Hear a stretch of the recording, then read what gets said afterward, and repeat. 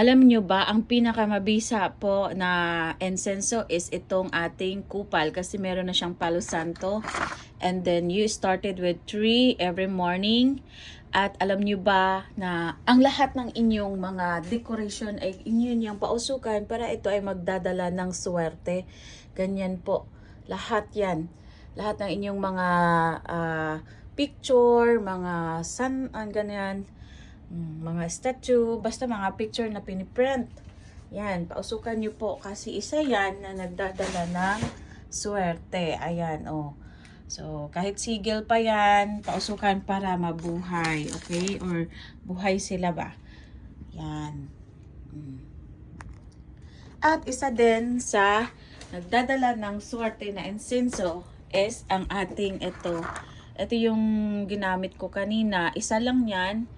Yan, isa lang, magdadala yan ng swerte. Ilagay ninyo sa inyong mga tindahan, magdadala ni maraming customer. At ito naman ang insenso na gamitin ninyo para pantaboy sa kuna at yung mga mangyayari sa inyong tahanan at sa inyong pamilya. Ito naman ay incense or tinatawag na white sage. Ito ay pang-alis negatibo sa inyong mga gamit at sa bahay at sa inyong tindahan at sa inyong sarili.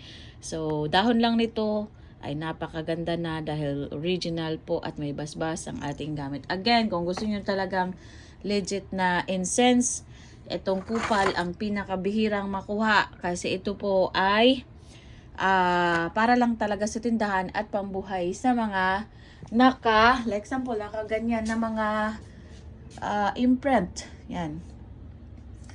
So, isa yan. Ganon nyo po. Every